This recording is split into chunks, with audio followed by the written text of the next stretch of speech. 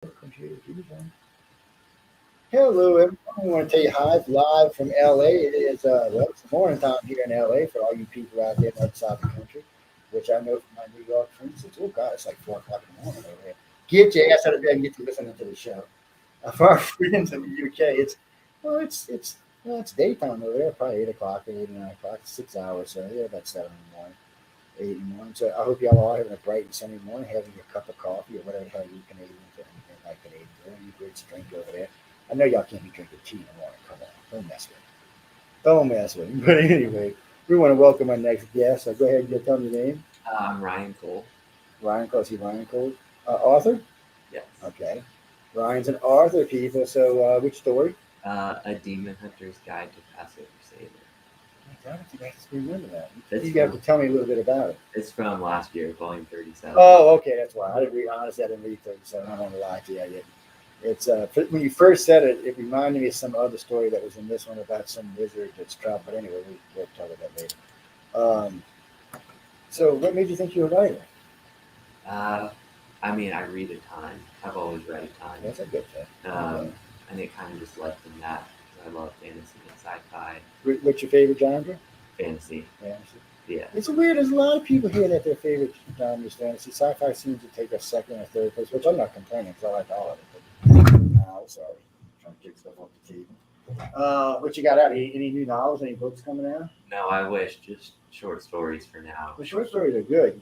All right, for me, I can only speak for myself. I prefer short stories because my attention span is like a child's. So it's easier for me to just go ahead and read through it. Now, if I find an author that I've read 4 or 5 short stories and I really like it, then if they do a novel, I will read it. But if they come out with a novel first, if it's on an audiobook, we're okay. If it's not, probably not going to get read. And my wife gets irritated when I say, "Baby, read this book for me so I can get the points out of it." No, I'm not. You read the damn book. I said, "You know you want to read it." But eventually she'll go. She can't help herself. She's just a read freak. I could bring this book home. It'd take me screwing around about a day to get through it. Shit. Come back an hour later, she's gone. I'm like, "Baby, did you even absorb the information?" She said, "Yeah, what you want to ask me?" How in the hell? And she did, like I said, we lost like a library after Katrina, but there's 5,000 books in there. She read it. I think some she read more than once. I remember when Anne Rice's books came out. Shit, I got the hard copy of Anne Rice. So I said, "Okay, here you go, baby. I'll be back." I'm going to the store. We're going about 2 hours. She said, "Okay." I come back. She said, "Where's the next one?" I said, "What are you talking about?" She said, "I'm done." I'm like, "What do you mean you're done?" I was like, "Girl, damn." So that's your audience. People like that. Oh man, she's a readaholic, I guess you would call it. She loves to read. I got a lot of friends and family like that's good places I can go. Are you thinking about ebooks? Yeah, sure. Well, let me ask you this: since you got short stories, you think about converting them to ebooks, putting them up on Amazon or something? I mean, yeah, I submit them to lots of magazines. Well, you can put them on Amazon for sale, Mm-hmm. and we actually have archives over there, so we're doing audio for sure. But those places like that are great. I mean, it doesn't really matter if you sell one book, fine. If you sell 5,000 books, fine. But there are becoming more and more venues out there, and this is going to hurt the publishing companies in the long term. But there are becoming more and more venues out there that are going to allow public authors to publish across a multitude of places and not have to have a full publisher. Of course, it never hurts to have a what do you call them? Oh hell, man, I'm getting tired. I can't remember anything now. The guy who Agent? yeah, agent. Thank you. Oh, I need some coffee at this point, guys. It is always an agent. But, agents can wait until you get there. Yeah. You'll hear Dean and I, we've been talking about what's an L Corp versus an S Corp versus a corporation, which is things that y'all need to know about, but it's not things you need to know about either. Really. Until you get extra money, general liability is a great thing. S Corp is a whole different thing. That's when you get like a million and a half in the bank, which I should have in a year or two. And then I'm probably not at that stage. A corporation is more along the lines of, "Oh, I got a few $1,000,000 in the bank." But each one has a certain thing that will help you out. Yeah. Limit liability is just to keep you, like if you had wrote a story that came out to be like against someone, they could sue you, but they couldn't take any of your livelihood away from you. They could sue you for money, but they couldn't touch your properties or take your livelihood away from you. That's what L Corp does. It's just limited liability, so they can only get so much out of S corps or a different thing that save you in different ways. So fantasy, right? Mm-hmm. Well, that's good. I mean, look, anything's good. Man, Doctor Who again, man. Come on. I'm gonna house all of y'all till somebody gets some decent writing at Doctor Who. I miss good Doctor Who. Plus, I want more than 12 stories every 2 years. I've See, never seen Dr. Hill. oh, shame on you! You're gonna burn in hell, man. Jeez, I'm not just teasing, but it's for me, it's different because I grew up with Dr. Hill. When I was a kid, I used to come on the BBC on public channel, and I was my first doctor I ever got to see was what's his name, with a scarf around his neck and fuzzy hair all over the place. And I slowly but surely got hooked on it. And I guess because really it was the only thing to watch on TV for a while. But they had decent writers. The special effects sucked, but the writing was good. And I can deal with crappy special effects if the writing's good. I really can. As long as I got a storyline that I can go along with, it makes sense and it's fun to listen to or watch. It's just today, it's like everything seems to be rushed together, thrown in. Let's see how many of these. And it's like Netflix. You can get on Netflix, but if you don't keep and see, they don't really care about your ratings as much as new listeners. So if you're not getting new listeners up to a certain point, they drop you. There's a series out called Altered Carbon. It's a really good series. It is a little bit kind of like we'd probably be in the future. It did really well, but at the end of the second season, it wasn't really picking up anybody. Maybe it's because they used Captain America. Altered Carbon is basically a story. Somebody invented these little discs that go on the base of your spine, so you can't die. If you die, it's downloaded into the disk. You just put it in a new body, and it goes back, it starts back up again. And there's a lot of places they go with it, way, way into the nasty part of how humans would be. You'd have to blow the stack out in order for it to kill you, but it extends life for hundreds of years, thousands of years. It's in there. And then the reason it was invented is so we could travel in space. So it's called needle casting. So you upload it to there. It's sent it at light speed to wherever else it's going, and it's downloaded into a new body. Cool. And then you go on about your business. Of course, I'm sure the more money you got, the better body you get, but still, it's one of the things. It was good sci-fi, good fantasy sci-fi, really, but it wasn't getting enough listeners, enough viewers. I don't know why. The first guy, he was pretty famous that did it. And then the guy, black guy who's doing Captain America, he was the last one on it. He was doing a good job, but the only downside to it is well, it depends on your point. There was a lot of nudity in it. Yeah, I mean, there's a lot of nudity in it. There's lots of TNA going on all over the place, and they haven't even drawn you could think. So they were fair about what they were doing, but it was blanket. And I usually got a rule: if I see tits and ass in the first 5 minutes, I usually turn it off. Because usually when you get in that kind of sci-fi, it might be funny or something, but it's not usually going to be a good storyline. In this case, it actually was. I don't think they really needed all that, but apparently somebody did. Yeah, I'm not sure who did. Maybe somebody really was in love with the guy or one of the girls. I'm not sure what the hell was going on there, man. So there was a lot of it. But it was a good story. But again, they went the way I was going. And I see stuff on Netflix, and I'm thinking, how much shit is this still on here? And and other places like that. So y'all get your asses working. I need something to watch. I'm trying to not watch it. Are you gonna try to write any novels? Yeah, that's my goal. That was my goal in the beginning, but I figured with short stories I could get more practice in. Yeah, that's true. That's true. And short stories sell. And there are people like me, like I said, that like to read short stories. It's easier for me. I can sit down and read one real quick.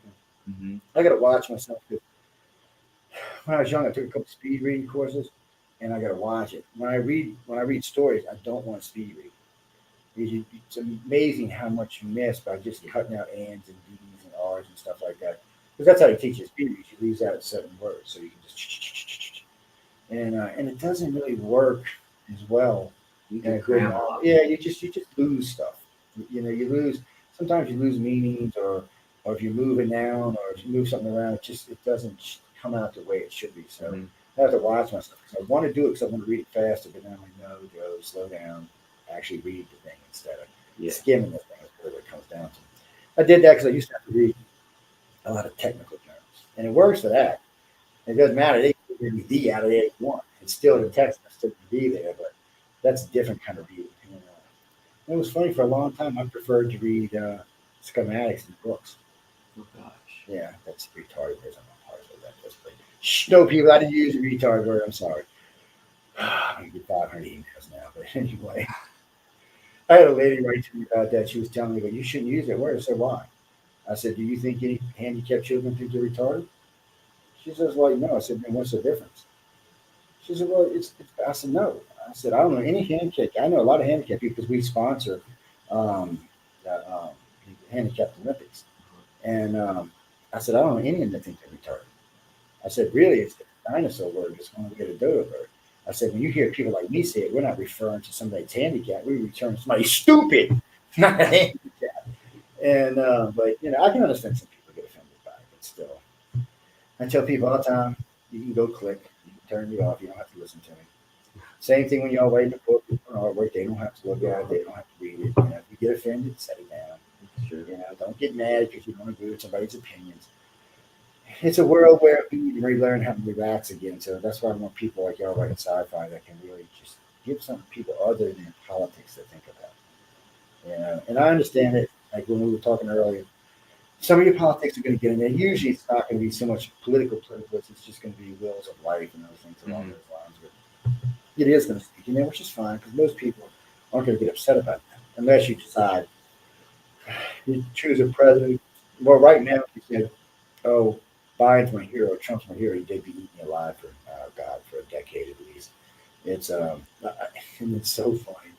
I was doing an NBC show in New York, and this lady goes, "You voted for Trump." I said, "No." But then you voted for Hillary. I said, "No." You voted for Trump. I said, "No." You voted for Biden. I said, honestly, I said, the last two elections, I said, I felt that everybody was so corrupt, it was just a waste of a vote. Oh, I should have never said that. Jesus. Then I was anti-American. I didn't care. I don't care to vote. Well, if I don't think somebody's going to change anything, I don't see what the deal is. I'm not going to vote for something I don't think. But it's still, people get offended even on stuff like that. It's just a hard world to be in.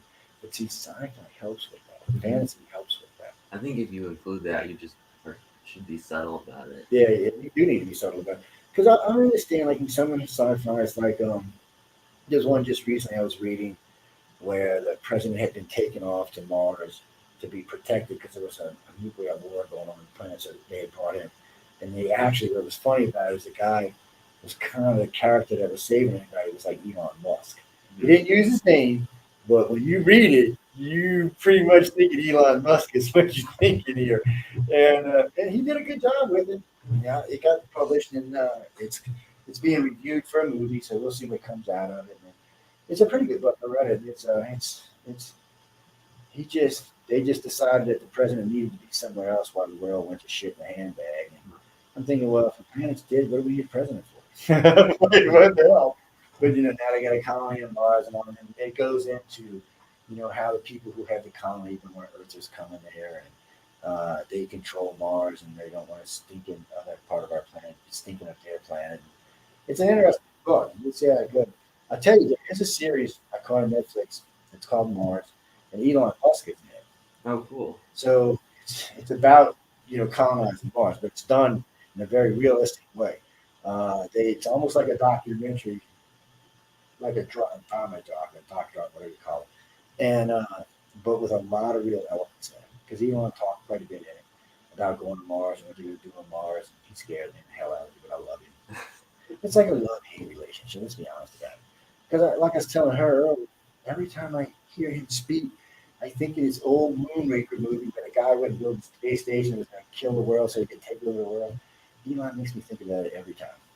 Because every time I listen to, I'm going to die on Mars. I'm not from crashing. I'm building a colony. I'm going to die on Mars. My kids are going to rule Mars. Because now he was talking about 1 million, one colony with 7 million people. Now he's talking about several colonies with 7 million people. And they want to put a defense system up that we would have to ask to come. Like Russia and America wouldn't be welcome without permission. I'm like, Jesus, that is the guy, man. So I don't know where the world's going. It's not, it's kind of worrying me, but that's something you can write on. That's true. It's a good idea. It's stuff like that, and submit. That's all you can really do. But social media is a good way to go. You got any social media pages? No, I should be better about it. My next step is to make a website. That's always a good thing. There's a thing called Homestead. I call it website building for idiots. It's all point and click. It's really easy. It's like $20 a month. Okay, it's better than look at GoDaddy. It has more features. See, I actually have GoDaddy sites. I lost count, like 18 websites, but more than that. And I own a ton of websites because I have Wix, I have GoDaddy, I have Homestead, and somebody else. But Homestead is really easy. I mean, and you can build beautiful sites with very little effort and very little cost. And you can upload all you want to it. And like your books, you can upload them and lock them. Yeah. So and you can even do stuff like you can like let them open the first 4 pages and then lock the rest of the book, Hmm. or you can let them go into certain pages. You can put the numbers on pages that are unlocked. Those are cool features, so people can actually read for themselves and say, "Hey, well, maybe I need to see the rest of this book." And there'll be a place on there where they'll go to like a PayPal account or a storefront like that, and then they pay for the book and then unlocks it. Yeah. And you can make it downloadable, or you can make it readable on the site. It's things like that don't necessarily mean you have to publish it. I mean, so have you considered like what is it? Pay for pay for publish when you only publish X amount of books. Oh, I don't think I'm at that stage yet. Everybody's at that stage. If you won, Maybe. you're at that stage. I'm that's just going to be true. honest with you. If you won, you're at that stage. I don't mean you got to go out and get like 10,000 books. You can do. Mark Russo did this just recently. He self-published 100 books, and he didn't sell them to anybody. He sent them out to a bunch of radio show hosts as a gift. Of course, he got invited on all those shows. By doing that, he sold 10,000 books. Oh wow. But it's a good book. I'll fit. Well, it was okay. It was great. Anyway, he managed to sell 10,000 books, and I want to say $7 a book. So that's 70 Okay. G's, man. That's a nice chunk of money. Then there's other things you can do, like you can do subscription books. So it's like a book club almost. Hmm. So if you like to write short stories, so you can do multiple stories, and you get a membership. You can say, okay, I'll give you access to all my books, $5.99 a month, $6.99 a month, $7.99 a month. What you do is you only publish one or two at a time. So if you say you get 20 short stories, you slowly but surely bring them in. So we have a show called The Gray Zone Uncensored, and that's what we do with the show. We produce it on Saturday. You can only catch it live on Saturday. After that, it's membership only. It's $6 to join the membership. Hmm. You get 10,000 subscribers, it's 60 grand. So even if you're not selling a ton of books, you're still making a ton of money. Yeah. So it's not necessary because I listen to them talk here and they miss out on some of this stuff because they're not in the same publishing business I'm in. And it's just alternative ways to get money without having to go beg at some big publisher's door and hope that they don't rip you off. Because they're going to. I mean, they're going to rip you off as much as they can. So, how much you want for your first book? $1 million, $500,000? Oh god. What do you think? $250,000? That sounds good to me. I'll go 10 for that. million. $250,000 works for me. But that's what I think. I don't know if y'all heard me. Oh, y'all, it's not because y'all weren't an artist. But so Michael Talbot was telling him he charged people $10 a square foot to paint murals, and I started laughing. He said, "What's so funny?" He said, "You're not." I said, "No, I'm not." I said, "But my high end jobs, I charge $25 a square foot just to paint their room." I said, "That isn't with mural. That's just regular paint. Oh my god. We got cheesecloth a couple dozen times, but wealthy people pay big money, and wealthy people expect to pay big money." So this was a hard lesson for me to learn. I used to try to underbid everybody. And then I couldn't understand why I was losing some of the bigger jobs. So I asked one of the customers, he said, "You were too cheap. I didn't think you were going to do a good job." I'm like, "Really?" So the next time I bid his job, I quadrupled the price. I got the damn job. I was just stunned. Thought I was doing right. I was doing wrong. Rich people expect to be charged X amount of money. And it's the same thing with books and stuff like that. People expect to pay X amount of money. I know there's a lot of ebooks they do for 99 cents, $1.99. Yeah. That's fine if you're going to sell 100,000 books or 200,000 books. But if you're going to sell like 100 books, you want to at least get $5 a book. So that way you get more money out of it. It's just a better way of doing it. And these kind of ways you can generate money and not be beholden to anybody. Yeah. And of course, if you start generating enough sales, the big companies will come find you anyway. Amazon may be the first one. "Oh, well, we know you sold 20,000 books. Why don't you come right here? We're going to set you up and get you all in here with this, and we're going to pay you 60% of your book. That's what you want." Hmm. And not that 50 cents. It's not even that. Most of the time out here, it's usually around 25 cents every dollar. When I hear it, just pisses. And I'm not even a writer. It pisses me off. Yeah. I'm like, you're just ripping people off for the sake of ripping them off. If you're so big, they don't need all that money. I mean, look, come on, Jeff Bezos worth $300 billion. Give me a break here. What do you need to be ripping me off for? Yeah. Be nice to us people out here in the world. But that's just other ways to do it. And, so you can get into all that stuff, man. Oh, be sure to get in the website because I'm getting ready to wrap up. So. Oh, that is on my list to do. Oh, Create a shame. website when I get home. Oh, that's right. We were talking about that. Sorry, my brain's going. Yeah, the email address. You don't have to give it out if you don't want to. Probably not. Some people don't like to give out the email address. I used to like to give out the email address, and I went to the hospital for 10 days, and I got it. what is it, 71,000 emails. Yeah, I'm kind of afraid. Fucking stupid. I was mad. It was across 3 emails. God, I was mad. I mean, some of it was legit stuff, but half of it was just, I was just click, delete, click, delete. I'm like, oh, God, please.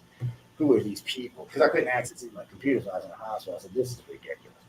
None of it was spam. Most of it was just people writing to me about goofy stuff. But occasionally there was a good report in there, or somebody looking for a hosting job, or somebody going to buy advertising. That's the stuff I want to see. But when I got to filter through 5,000 emails to get to it, I'm not really all that happy to do it. But yeah, you really need a website. And social media, right now, it's hard because people have politicized it. So Facebook is safe. TikTok is weird, but they got millions of followers, but it's also owned by Chinese. Yeah, everybody's on TikTok. Yeah, so, but it is huge. Oh, yeah, all of a sudden one day, like 5 listeners, and I put my dogs on. Now I got like 30. Last time I checked, it was 13, 13. Now I can go live if I want to, which I don't want to or not.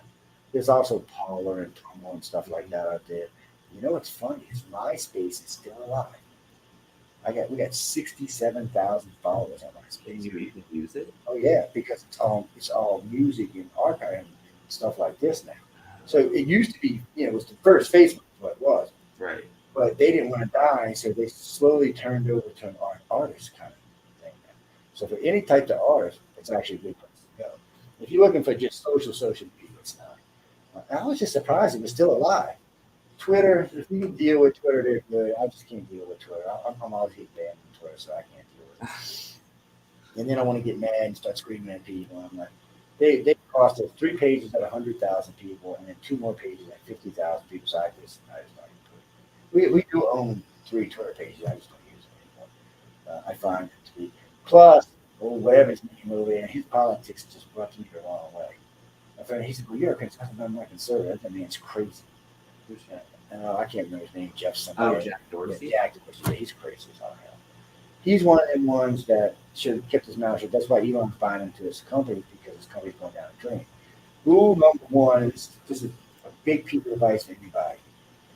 Unless you're in the middle like I am, do not mention your politics, because you will lose half your followers, because they polarize. Hollywood stars found that out with Trump by hate mine. All those conservatives stopped buying their product, stopped going to their movies. Same thing when they were, when the conservatives were hating on Obama, of course, they lost half of it. So it's best just not to get into a political thing if you can, and not to pick a side, because then you won't lose anybody. Right. And people will try to push you into it. You're doing interviews, they will try to push you into saying, this president or that president or this person or that person. It doesn't matter. They say, well, what do you think you found about me? And this is what I'm here for. I'm to mention my book, and yeah, I'm sure we have a president, blah blah blah. But you don't have to say it, because when I took a side one time, everybody said, who's all the audience? And everybody knows I'm a centrist. I'm not going to cost me so many audience. But it is hard, and they will. I mean, I've talked to a lot of big people who lost a lot of audience, especially under Obama and Trump. They got too polarized, and one hate on the other, and the other half would leave. It's like I forgot all those movie stars that said they would leave the country when Trump became president. First, why they didn't leave, because they got left, as far as I can say. Same thing with the ones that said they were going to leave Obama. I said, yeah, y'all can leave him, get out of here, go to Canada. But it polarized the other half. So I remember, like J.K. Rowling, they figured it cost her over $1 billion by coming out as a hardcore lefty. All of those conservatives would not buy her books anymore. They would not let their kids go to movies. They would have anything to do with it. And if she writes something new now, she's only going to have half the audience she had, which probably doesn't matter to her, because she's loaded like what. Mm-hmm. But it's true for everybody. It doesn't matter who you are. If you go to that route, it costs your audience. And you're selling books, you don't want to isolate anybody. You just want them to go out there and buy my book. Right. And if somebody asks you what your book reviews are, why don't talk about it? And that's all you got to say. They can't back you into it. They can't push you into it. If they start, say, well, thanks for the interview. I'll talk to you later. Bye. They can't haul ass. Because it will. And I hate to see any authors or illustrations come out and get caught. And last year, there was a couple that just felt the need to take a political stance. I said, that's fine.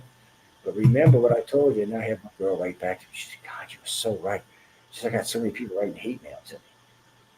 I told you. First, what they said on stage. Yeah, well, they were hating on Trump about something. I don't even remember what it was. And she said, yeah, I never liked him. And she said, I voted for Biden. And then she said, I was completely wrong about that. And then she just lost all kind of listeners.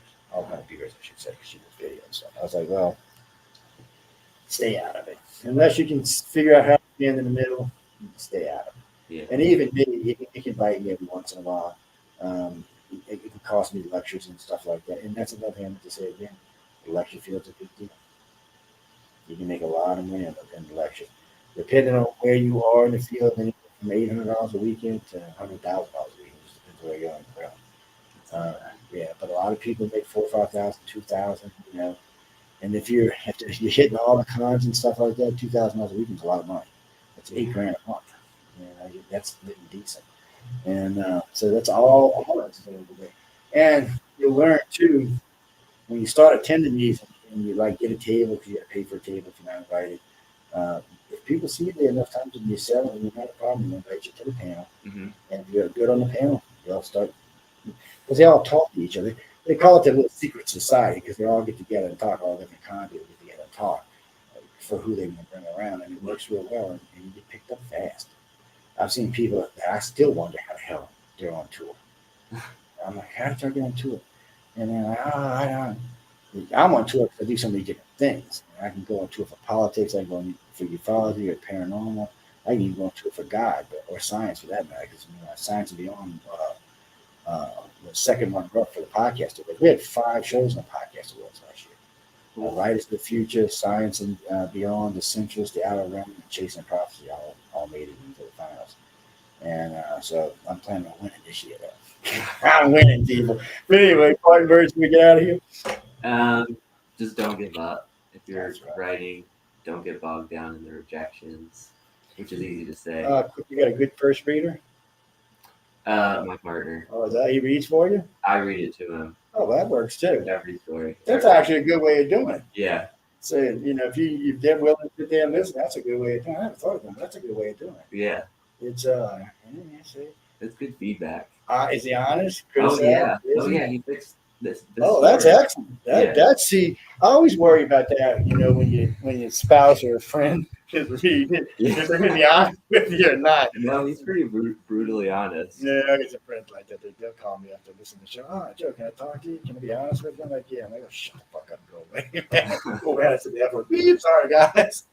Hopefully the recorder gets. But anyway, I'm going to get us out of here so we get the last one done tonight. So I'll get some sleep. Now that it's 1 o'clock in the morning.